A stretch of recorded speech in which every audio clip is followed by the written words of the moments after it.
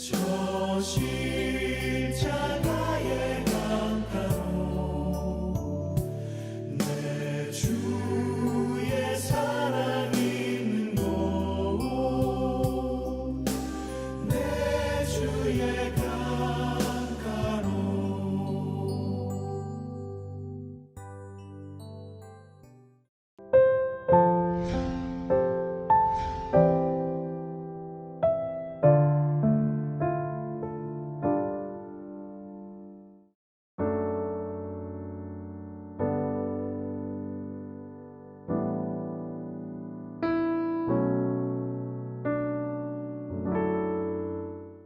그 사방의 합계는 18,000척이라.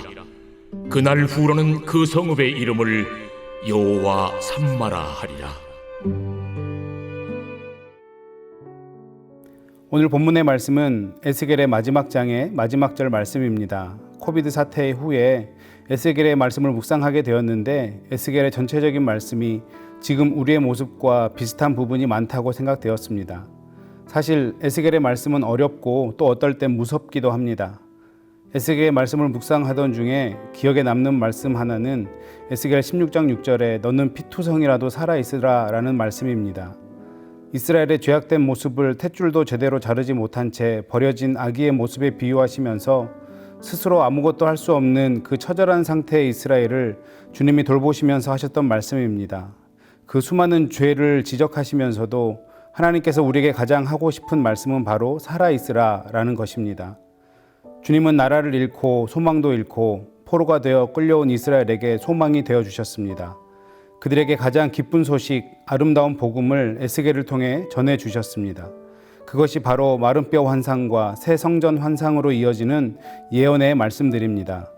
이 말씀이 우리에게 위로와 소망이 되는 것은 비록 심판을 받아 징계 가운데 있는 이스라엘이라고 할지라도 주님의 말씀을 붙잡고 일어선다면 주님이 다시 품어 새롭게 하신다는 메시지이기 때문입니다. 우리는 이스라엘의 모습을 보면서 또한 우리의 연약한 모습을 보게 됩니다. 그들에게 희망이 있었다는 것은 우리에게도 희망이 열려 있음을 의미합니다. 우리는 지금 이 절망의 순간이 빨리 지나가기만을 바라고 있습니다. 소망도 희망도 없던 이스라엘 백성들에게, 그리고 끝이 보이지 않는 터널을 지나고 있는 것 같은 우리들에게 주님은 희망의 메시지를 주십니다. 에스겔서 47장에는 새 성전에서 흘러나오는 물이 온 땅을 적시고 발목과 무릎과 허리의 깊이를 거쳐서 헤엄쳐야 할 깊은 강을 이루게 됩니다. 바로 이것이 생수의 강입니다. 이 생명의 강이 닿는 곳마다 회복이 되고 살아나는 역사가 일어납니다. 마른 뼈와 같은 자도 살아나고 죽은 바다인 사해까지도 살아나게 되었습니다. 그러므로 사랑하는 성도님 여러분, 우리는 말씀 앞에 서야 합니다. 어려운 시절에 말씀을 붙들고 일어나셔야 합니다. 이 말씀만이 우리를 살리게 되기 때문입니다. 우리가 회복을 위해서 말씀 앞에 서는 것만큼 중요한 것이 또 있는데, 그것은 이스라엘이 그리고 우리가 하나님의 이 살리게 하는 역사에 동참하기 위해서 가장 시급한 문제는 바로 회개입니다. 회개는 내 삶의 방향을 바꾸는 것입니다. 돌같이 굳은 마음에서 부드러운 마음으로 바뀌어서 주님의 말씀 앞에 반응하는 자로 변화되어야 합니다. 내 영으로 가득한 마음에서 하나님의 영이 거하는 심령으로 변화되어야 합니다.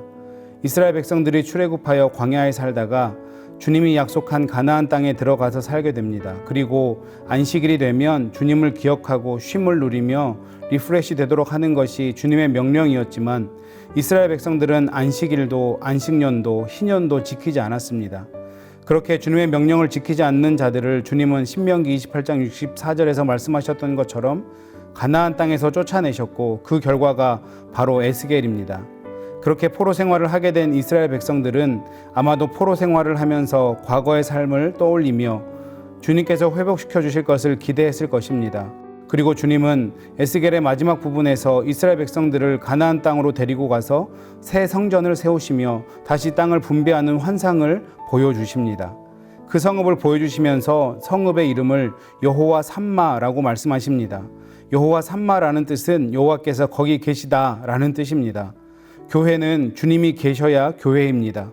신자는 마음 안에 주님이 계셔야 신자입니다.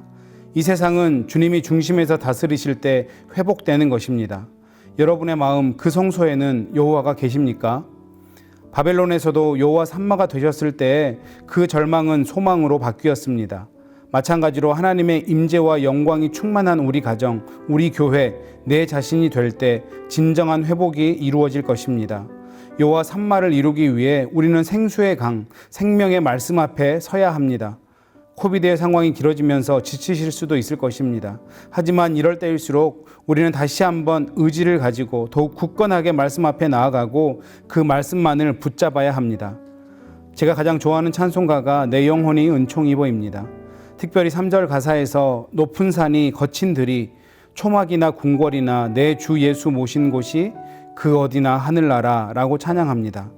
우리 믿는 사람들에게는 환경이 중요한 것이 아닙니다. 우리를 붙들어 주실 주님이 계시는가? 여호와 삼마 주님이 거기 계시다면 높은 산도 거친 들도 초막도 궁궐도 문제될 것이 없습니다. 이 여호와 삼마의 주님을 말씀을 통해 붙잡으시는 저와 여러분 되시길 주님의 이름으로 축원합니다. 높은 산이 긴 궁이 초막이나